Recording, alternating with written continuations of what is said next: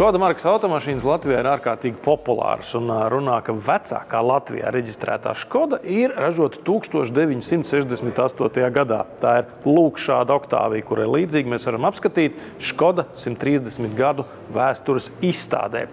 Bet mēs gribam zināt, kā tad ir klājies jaunajai Oktāvijai, un šajā nolūkā Škoda importētājs sarīkoja pasākumu, kurā atskatījās uz 2025.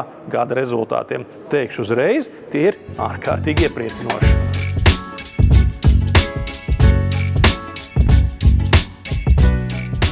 Kā nu ne? Aizvadītajā gadā Latvijā pirmo reizi pārdotas vairāk nekā 3000 jaunas Škodas. Tas ir par 23% vairāk nekā 2024. gadā. Tā ļaujot zīmolam ieņemt 14% jaunu autotirgus. Vēl viena laba ziņa – arī viss autotirgus pieaudzis par trešo daļu. Pirmo reizi pēdējo 18 gadu laikā pārsniedzot 20 000 eiro vienības. 2025. gadā Latvijā reģistrētas 22 600 jaunas vieglās automašīnas. Ļoti būtiski izaugsme privātpersonu automobīļu iegādē, un otrs lielākais pienesums ir tieši no koplietošanas automobīļu īpatsvara pieauguma. Škoda juridisko klientu jeb uzņēmumu segmentā sasniegts 25% pieaugums.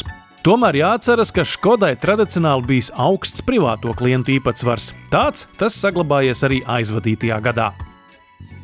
Es negribu teikt, ka tikai privāta persona ir mūsu fokus, bet mums tiešām ļoti liels gandarījums, ka jau trešo gadu pēc kārtas mums ir izdevies būt privāta persona izvēlē numur 1.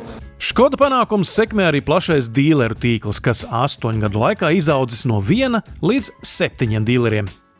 Kā kopumā vērtējot, man šķiet, ka mums ir ļoti labi izdevies tas, ka Škodai šobrīd ir ļoti spēcīgs privātu investoru dīleru tīkls. Mēs esam gan Daugavpilī, gan Valmierā, gan Jelgavā, kur mums ir ļoti spēcīgi partneri un būtisku izaugsmu. Kā rāda statistika, dažādu veidu hibrīda automašīnas jau veido 35% jaunu autotirgus. Ja lādējumu hibrīdu klasē Škoda ieņem būtisku vietu, tad pašuzlādes hibrīdos allaž piekāpjas šī dzinēja veidu pionieriem, jo Volkswagen grupā gluži vienkārši trūkst šādu motoru. Šogad situācija tiks labota. Škodai būs īsts pašuzlādes hibrīds. Arī mēs ļoti gaidām, mums, godīgi sakot, ļoti iztrūkst šis dzinēja tips, pašuzlādes hibrīds, Volkswagen grupa kopumā, un mēs redzam Škodas modeļu gammā jau šī gada beigās. Pirmais modelis, kur mēs to sagaidām, ir Škoda Oktāvija.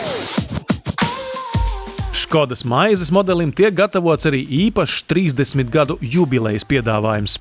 Tā kā Eiropas Savienība koriģējusi automašīnu zaļināšanas plānus, ierindā paliks un pat pie jauna izlaiduma tiks modeļi, kam iepriekš jau bija pārvilkta trekna svītra, piemēram, crossovers Karoq.